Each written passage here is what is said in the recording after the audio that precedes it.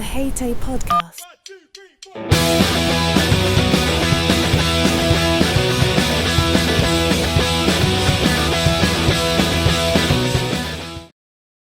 Hello and welcome back to the H.A.T.A.E Podcast with me, Benjamin Mader. Today, I'm joined by our first guest stateside. It's Trish Dool. How are you, Trish?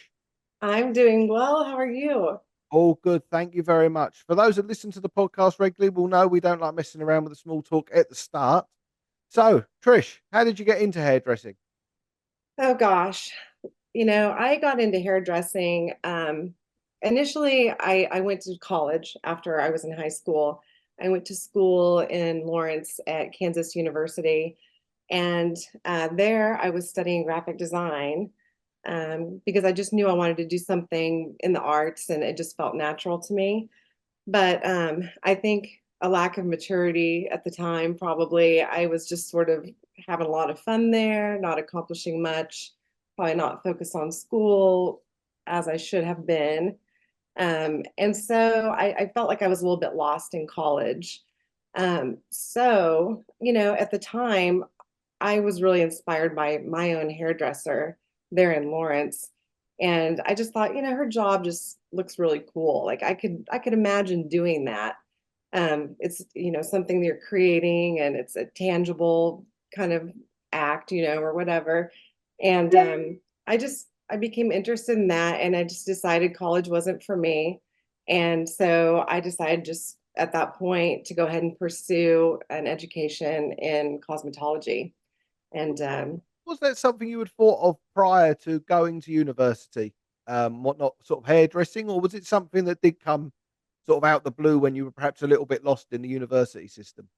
I think it just came to me when I was sort of lost in the university system. I really enjoyed being at the salon as a guest, and I thought it was just a cool place, always like as a younger person too. But I just think it's at that age, in your early 20s and or late teens when it's hard to know sometimes for some of us what it is that we want from life or want from ourselves. And I just, I fell into it that way. I just thought, I don't think college is for me, but this job looks like a blast and it looks creative. And so, yeah, I credit my hairdressers, Carmen and Caroline Rodriguez. They had a little salon in Lawrence, and yeah, I decided to follow suit. So Is Lawrence a big town or a big city? Is for those who we go out all around the world. I know of Kansas, but Mhm. is Lawrence within Kansas or is that just outside? Oh, it's within Kansas. It's a small college town that's Okay, outside of Kansas City, and it's a great little town. yeah, so Yeah. quite young and fun and yeah. Yes. Oh, Yes. brilliant. So when you decided then that you're going to take a career in hairdressing, how did you go about sort of getting involved? Because in America, there we've got the cosmetology license, we've got the hours and whatnot else. How did you do that? Did you go through a salon? Did you go through a cosmetology school? How did you go about it? Well, at the time, I just thought, I decided to come back home to Wichita, which is, a couple hours away from Lawrence. And at that time, really, there weren't many options as far as like cosmetology schools in the area. But the one that was big at the time was called Zanon, and now it's named something else. But I just thought, that's where I'll go.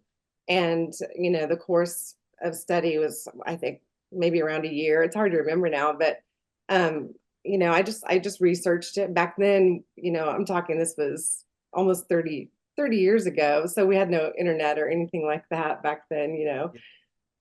So I just researched how to go to school there. And I, all along, honestly, I had the goal right away of wanting to work for Eric Fisher, who has been my boss all of these years. So it was my goal to go to school and try to obtain a job working for him. And if I couldn't, then I just thought, well, I'll go elsewhere, maybe travel and live in a different city in the States or something like that. But I definitely had that specific goal in mind when I went to school. Yeah. How did you find the education process? This is something I try to get into with all of our guests because obviously every country is very different. Did you Mhm. find it sort of easy to progress, or did you find it was sort of you found it hard, or did it come quite naturally to you? I felt like it was natural for me, like as far as learning the skill set, I suppose is what you're asking. Um, yes, I mean, I felt like it was a natural fit for me. Um, back then in school, they taught us things still like there were a lot of like roller sets and finger waves and things like this. And um, of course, not enough, I think, of a broader inclusion of all types of hair textures and for different ethnicities, which now finally we're getting that. Yeah, Um, it's taken so long that so I didn't learn much about doing any kind of hair that wasn't like my own. yeah. But um, it was a different time and I really enjoyed actually, I really enjoyed going to hair school. It was short, so that was Yeah. nice. Yeah, got it out the way. Yeah. Yeah, exactly. And it was just great. I knew I'd made the right decision, so it was a good process. No, it's brilliant. So you say it was a goal to work. Is Eric Fisher, and certainly because it's obviously still going now because you're still working there, aren't you? Was that at the time? Was that like the cool salon to work in, the big salon of the area to work in? Yes, absolutely. Eric was, very much a big name in the industry, and that was definitely the place to work. I mean, he was being published, and I had notoriety like in all over the world actually at the time. And I aspired to work with him and to follow his model to try to obtain that kind of success. So yeah, it was great. The salon had great energy. It still does. The salon back then was really small.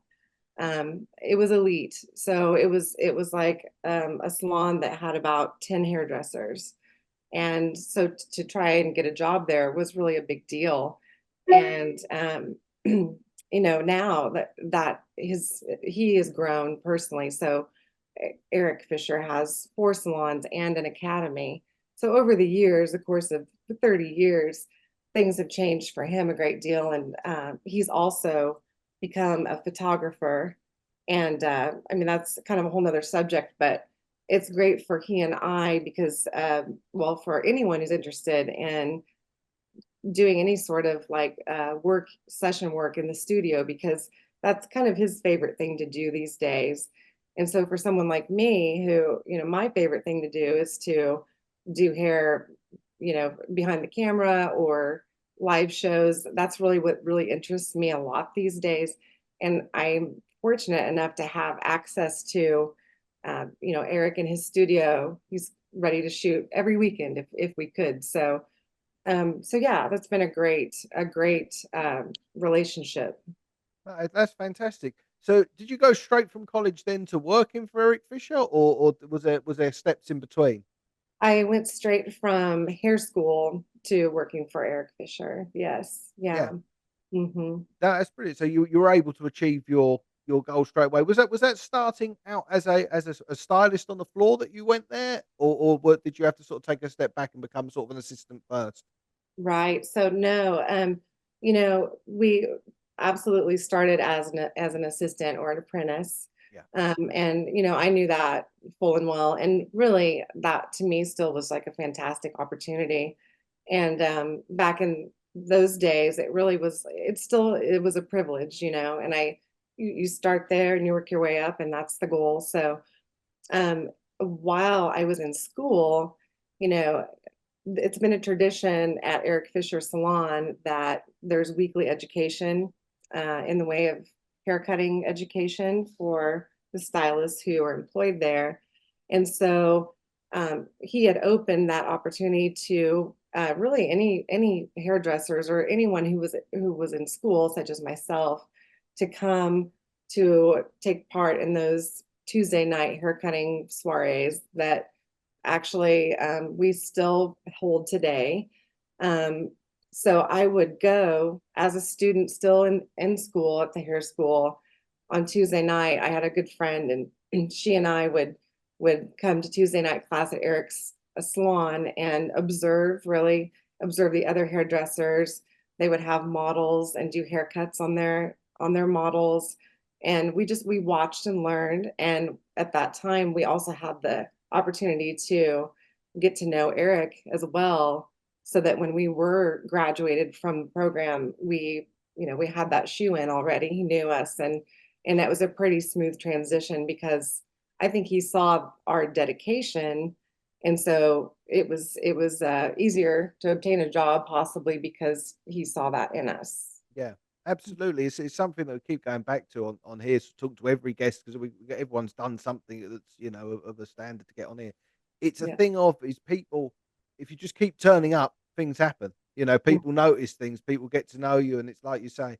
Perhaps if you hadn't have taken the initiative to keep turning up and keep going, you would have just been the other person from the hair school, wouldn't you? Rather than Trish, who turns up every Tuesday with a friend who then goes on to get the assistant job and carries on throughout that. How Yeah. long were you there as an assistant?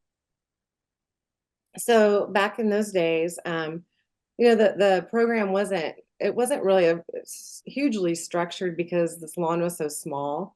It was a bit informal in the way of like, how long will this period of time last? There wasn't like a definitive amount of time, but I think it took probably 9 months, 9 months to a year. And in that time, we did things like we helped the other stylists, we swept the floor, we kept the laundry going, and we learned. We had class every Tuesday night. um, Eric was and still does, he was really great about bringing education to the salon and exposing us to great education. I mean, that was really a huge draw, to wanting to work there. So yeah, the apprentice program, I never personally felt like I can't wait to get this over with. This is a drag, nothing like that. It was an opportunity to retain information and to feel like really prepared when it was when my time came to take appointments on my own. I felt very equipped then, rather than like unsure of my skill set. Yeah, absolutely. With that, were you, as it was a smaller salon at the time, were you shadowing sort of one person, or were you sort of just generally around the salon picking things up from everyone? Really just generally around the salon. There were, like I said, probably about 10 hairdressers there. And so we were just there to help out anyone who really needed our assistance at the time. Yeah, Yeah. so you got to learn a little bit off everyone to see how people do things. It's a brilliant way to learn if you can do that, especially Yeah. in sort of a high standard environment. Yes. It's brilliant to do that, and it's quite pioneering at the time. Going back to what you said there about bringing in different education, sort of constantly for staff. If you're doing that in the mid 90s, that was pretty much unheard of, I'd imagine, wasn't it? It's everything was tended to be because you obviously have Sassoons, Tony Guy, those type of places. Everything is in house. Everything is focused to the center. Whereas obviously you were sort of lucky enough there with Eric Fisher's to have something that's focused looking outwards, trying and then bringing the information back in. Yes, very much so. Very much so. It felt very special.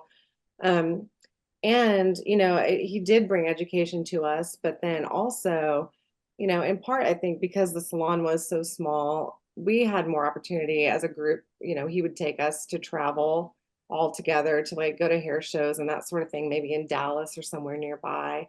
But also, within, I would say, once I started doing hair behind the chair there, pretty quickly, he appointed me to become an instructor, so that I was then teaching class rather than being the student in class, along with, well, him, myself, and I believe like one or two other girls that were there at the time.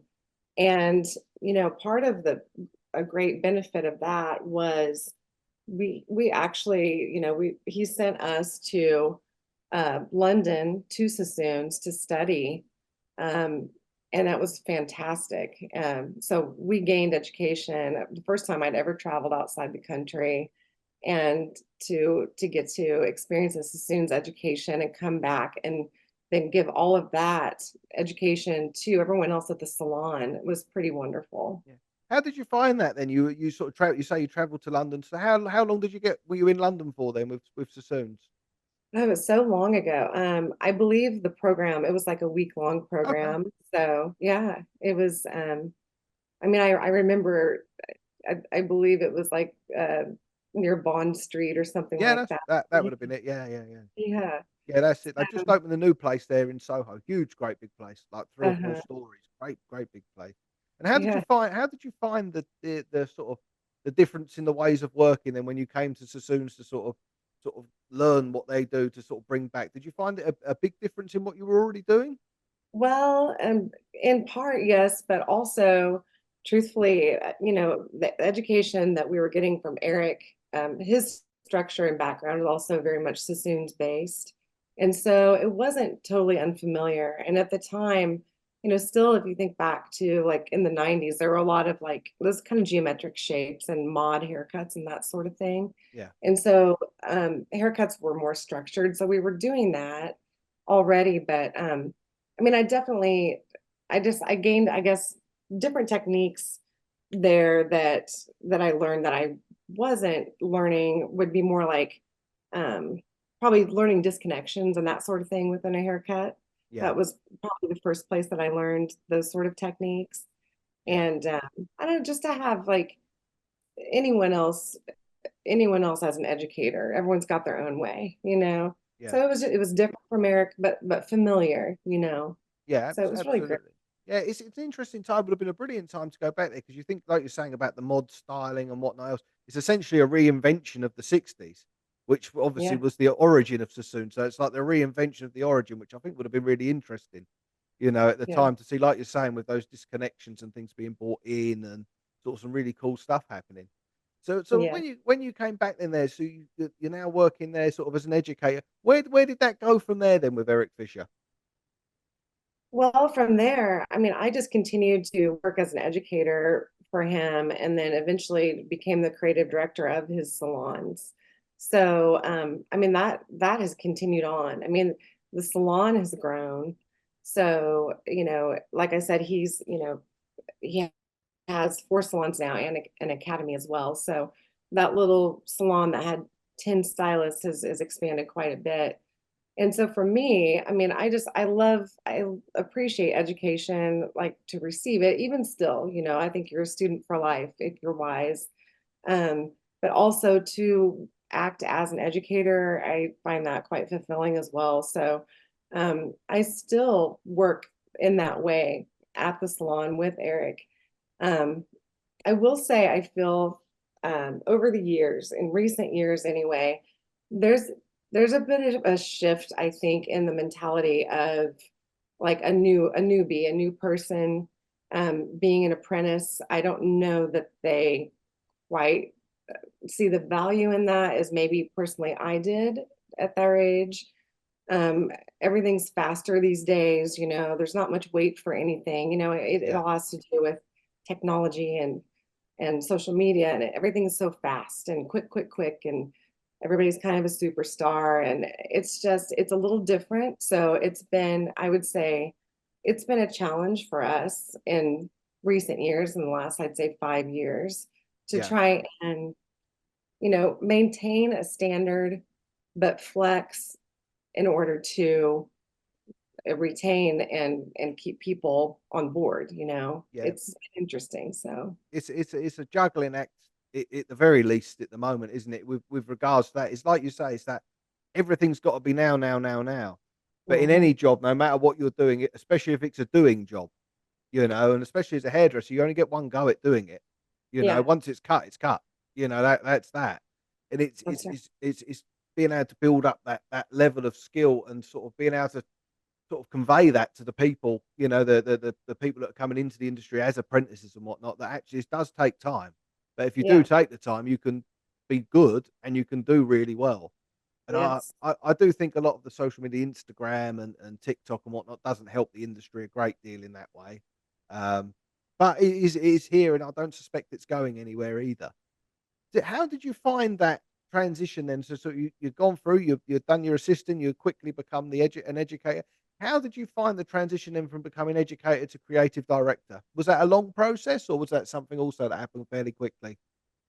oh, I mean, I guess it's hard to remember like in a matter of like time, I guess, but I just think that it didn't happen quickly. Like I don't know, maybe it was after about 5 years or so, but I think it had a lot to do just with my personal enthusiasm for the industry and for the craft, you know. And I believe that Eric saw that in me and still does. And so there's like a level of passion there that, you know, maybe I stood out in that way. And so it was possibly like a clearer choice for me to have that position. Um, you know, and that's not to say you know there are all sorts of facets to being a hairdresser. I mean, you could be just behind the chair. That's a great job to have, and um, you could work on a runway. You could do so many different things. And I guess for me, I just I that felt like a natural fit for me, and so it just happened pretty smoothly, I guess. Yeah, it just sort of transitioned seamlessly into Yeah. that role. What would you say your sort of roles and responsibilities are then as a creative director? Because it's a title that we see around a lot, Yeah. within the industry, but some people might not be quite as familiar as to what that entails. Well, I know it's sort of like even as that title was given to me, I was sort of a bit vague on it, like what does that mean exactly? But Sounds good, but what is it? yeah, Yeah, yeah, it yeah. sounds great. I like it. That Yeah, sounds wonderful. yeah. What do I do? So I guess at least for me at the salon, it's been is that I am a leader to the salon, like all of the stylists and the younger people. And yeah, my job in a sense is to set an example for them, to keep them informed on what is current in fashion and hair, and to lead them in any kind of group efforts of creating collections, and just trying to get people interested in taking part in things like pushing themselves to be better. Um, but yeah, I mean, it's been a lot in the way of trying to be a leader to the rest of the salon, and to keep everyone informed on current and what's current. Yeah, absolutely. I mean, was that a title you got before it became did you say 4 salons and an academy? Or was that sort of when it was more of a smaller entity? Was that when you became creative director and then it expanded? It was kind of like, I feel like it was in the process of that. These other salons, there was initially the one little salon, and then, you know, so it was the East Salon, then the West Salon, then another salon, then a downtown salon, and they happened years apart. So I think probably there were two salons about the time I was, given the title of creative director. Yeah. How do So, you find conveying the messages that you want to get out to all of those different salons? Because it's difficult enough if you're sort of trying to control one ship, so to speak, let alone trying to sort of get the same message to several ships. yeah. How do you find that? Is there any methods that you use in order to do that? Well, I mean, I do, for one thing, we have every quarter we have a meeting, a salon meeting. And in that meeting, and there's always a segment where I speak to those things like what's current, what's happening with hair. Like you need to be in the know. Like if your client comes into your chair and says, what's new, what's current for the season, you can't sit there and say, oh, I have no idea. Let me just go look it up real quick. So I usually bring sort of a forecast for the season, and everyone's there, so I speak to everyone at the time in that way. And then I also will share things on like our social media page. So our personal Facebook like group salon page, I'll continue to share those things like current trends of color and hair cutting and all of that kind of thing. So it's some people, as you say, would like drink the Kool-Aid and others don't. Like some are more interested and some are not. But Yeah. it's my job to just put the message out at least. So No, absolutely. And sort of in your role there as a creative, have you had to cut back on time behind the chair, or are you still sort of working behind the chair full time, so for want of a better phrase? no, I still work full time behind the chair, and have just taken both of those roles at the same time, Yeah. which is really worked out just fine. I would say that it's taken up as much as my time as I feel like I could give personally, and still like have a personal life Yeah. somewhat. Um, for instance, like I've never worked for any kind of product company. I've never represented like as an ambassador or anything like that for Yeah. any other kind of company. But it's mainly been, I just feel because a lot of what I've had to give of my time and self has been just here at home at my workplace. So Yeah. No, yeah. no, there's nothing wrong with that, especially with Yeah. the work that you've created there. Mm. It's fantastic. You sort of touched on it earlier there about sort of shooting collections and that. Is that something? I mean, I know you do yourself. Is that something that you get this whole salon involved with? Do they have to get involved, or do they get a choice whether they'd like to be involved? They have a choice if they Yeah, want to be involved, but again, like it's I'm in the position to try and encourage them to want to take part and get excited about doing that sort of thing. And some are and some aren't, and that's fine. Um, but yeah, so it's something I enjoy, and you can always tell when your coworkers or anyone else at work is excited about things that you've accomplished or like images you have to show. They're like, "Oh, that's awesome. How did you do that? I'd like to know how." So if they're interested, then I say, "Hey, let's create a collection together. Let's do something as a team." Or I invite them to assist me on a shoot because we'll always need assistants, at least one, if not two. So I'll say, hey, I'm shooting next weekend on Friday if you can come, just to try and get them interested. yeah. No, Yeah. that's brilliant. It's something that I think, especially young hairdressers, just getting into it should be exposed to. It shows them the other side, to it. You're not there with Mrs. Smith doing the, long layers, a couple of highlights. Thank you very much. There is something else out there if that's what you're interested in. Yeah. It really is. Sort of, I know you've just won is it your first North American Hair Award?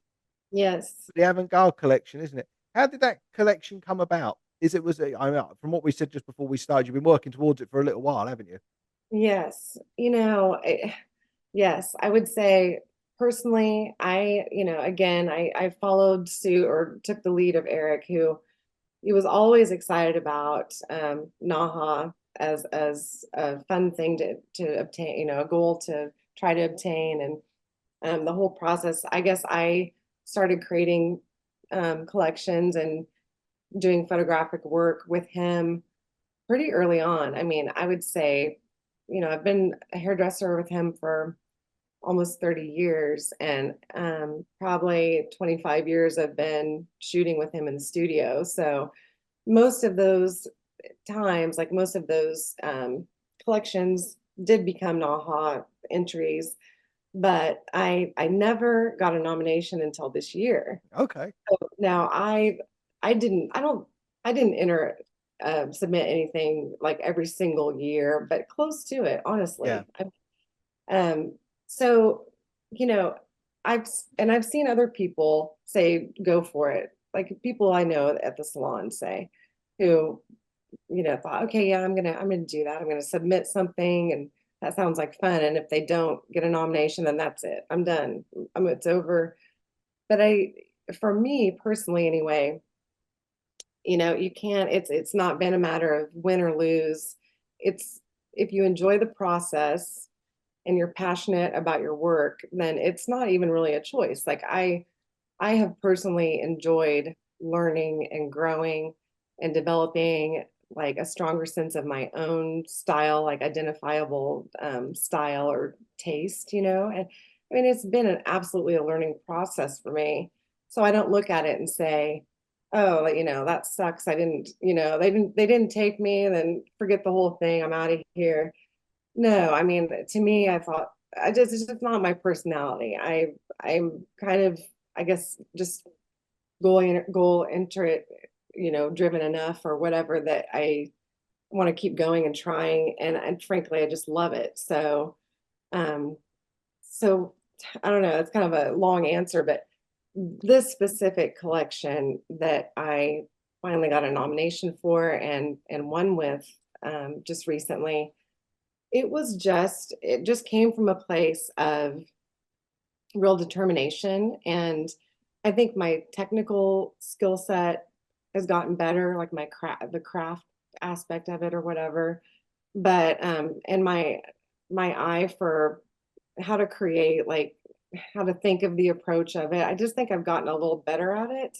Yeah. And but it was just, I don't know, it was just powerful, I guess, in the way of the use of color, like black and red. It's very strong. It was just my time. I don't know. Yeah. It was just my time. That's the thing there. You said the thing there is like where you've just kept grinding over the years. Just keep doing stuff for you. You know that's what I got from it. Anyways, you just do your collection for you. If they like Yeah. it, they like it. If they don't, they don't. You know, which is Mhm. it tended to be the way that I work as well. You know, Yeah. with that regard, I'll chuck it in. If they like it, they like it. If they don't, well, that's that, isn't it? Yeah. It's a thing though of that repetitiveness of keeping Yeah. going, and like you say, it trains your eye to what looks good on a camera. Because, you know, Yeah. I'm sure you've done it. Because I know I have. Because it's you sit there and you create this thing, you think, "That's gonna look great." You put it Yeah. in front of a camera and it looks flat as a pancake. You're thinking, Yes. "That's no good," you know? And then you get other things, you think, "Oh, that's gonna look terrible." You take a Yeah. picture and it's brilliant, you Yeah. know? But it is, Yeah. it's training your eye to work that out, isn't it? But once again, it goes back to that thing of just keep turning up, keep doing it, and stuff happens, doesn't it? You just get Yeah. better. Yes. And if you enjoy it, then it's, that's the thing. It's fun. It's not, it doesn't have to do with like a monetary gain or anything like that. It's not. And even the awards, like it's great to be recognized and all of that, and to be a nominee, that as well. Like it's flattering, or it's great. And I enter contests like that, like because I want to. But yet I think it's good to remind ourselves, like, not to let those moments define us. Like winning or losing doesn't define the worth of your work, Yeah. um No, absolutely. yeah. So it's kind of a funny place to be, because as an artist, I guess you would say, you think, like, I don't know about you, but I've become a big fan of Rick Rubin. Yeah, I yeah.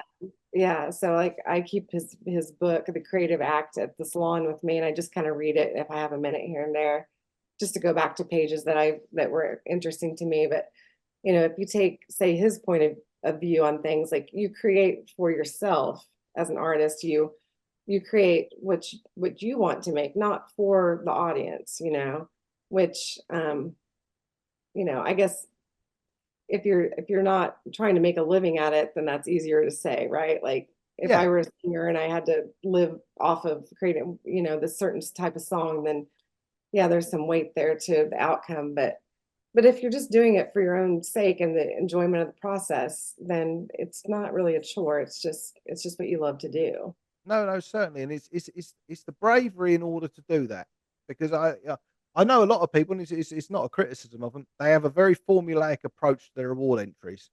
Hmm. You know, is like, okay, we need one curly hair, we need one of this, one of that, one of the other. Whether or Yeah. not that's what that is what they've got in mind, purely for the fact is they want to try and follow a formula to win, and that's Yeah. not a problem. It's not a criticism. It's just the way that some people prefer to work. Hmm. But it takes a lot of bravery, and I always think the best work comes from when people just do what they want to do. There's a guy, Angelo Seminara, Yeah.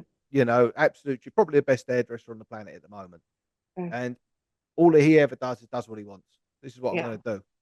Like it, I've been lump a it. huge You fan of know? him for Yeah, years. I've loved his work for years. He has inspired my work yeah, 100%. Yeah. yeah. The stuff he does with hair is unbelievable. You know, you sort of seen. I've seen a lot of live shows and done a lot of live shows, but sort of seeing stuff that he does is just unbelievable.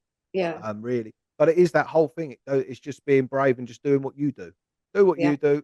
They like it. They like it. If they don't, they don't. That's So, right. have you started getting ready for this coming year's collections or next year's collections? Yes, actually, I'm getting ready to shoot next weekend, a week from today. Okay. I've got something together. It's an avant-garde shoot again. It's just my personal favorite type of hair to create, is that, like, Yeah. sculptural kind of, I don't know, it's just fun. I guess it's so opposite of what we do behind the chair. So I just like, the bigger, the better, the more outlandish, the more I enjoy it. But so yes, a week from today, we'll be shooting in the studio that next collection, and I'm excited. It's always like, I'll work on it a little bit later today. I need to tweak some things, and um, I just recently actually decided to start creating my own wardrobe too. I don't know where. I presented a hair show at the Midwest Awards last fall, and it was really my first time doing that.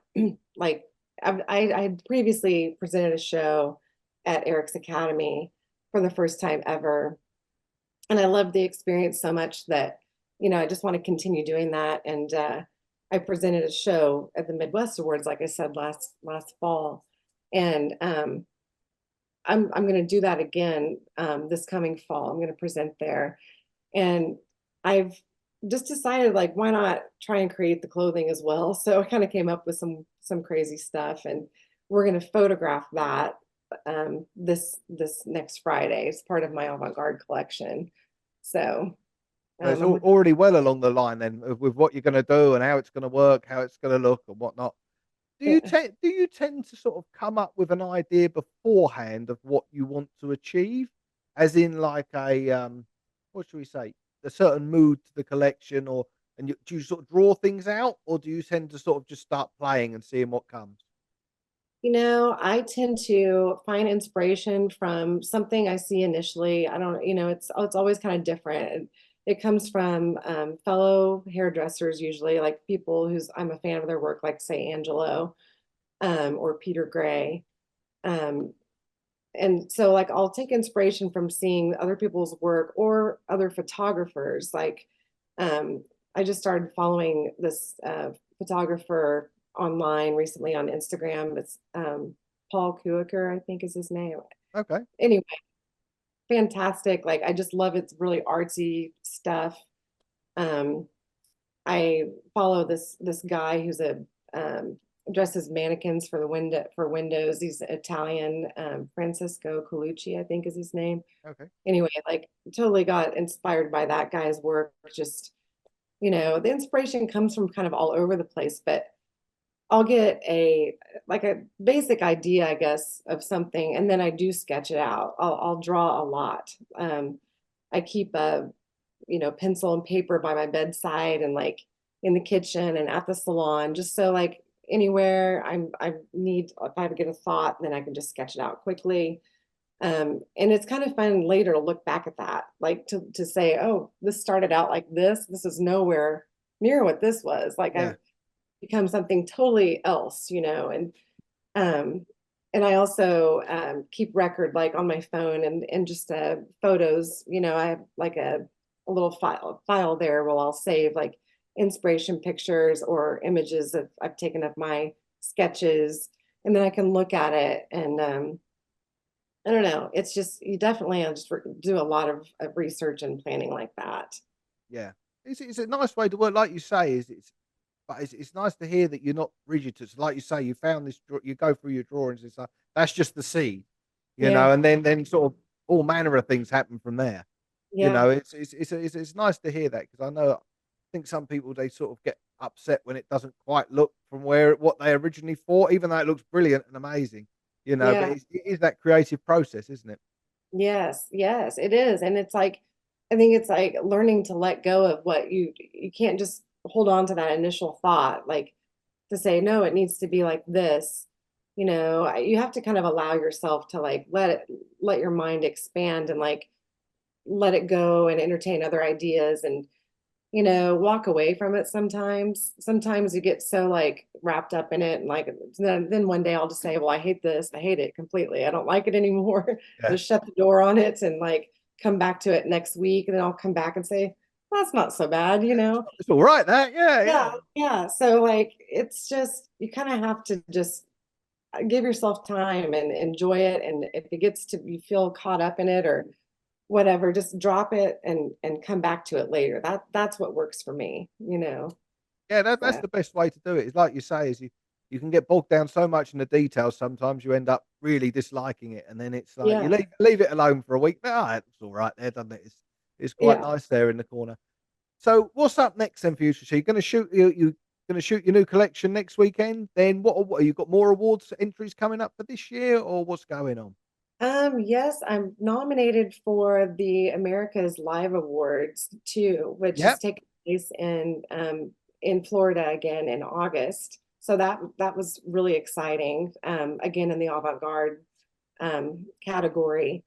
So there's that. I'm going to show again in the Midwest Awards in the fall. I know that's a ways out, but I'm putting my mind on that, like what it is I want to do. I've got a rough idea of what I want to do, but I need to play around with practicing some things to see, like technically, if my idea will work. So, Yeah. um, but yeah, in the meantime, I'll just keep shooting in the studio, with Eric, and um, nothing else really like set up in the way of specific collections.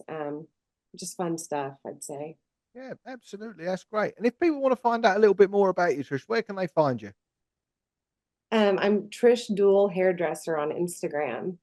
Okay. Um, yes, and I don't have, other than that, I need to, I'm working on maybe building a website and that sort of thing, but I don't have any of that up yet. So Instagram, Trish Dool hairdresser. Perfect. I'll put that in the show notes and tag you in when the episode's Uh, live and whatnot, so everyone will be able to get that.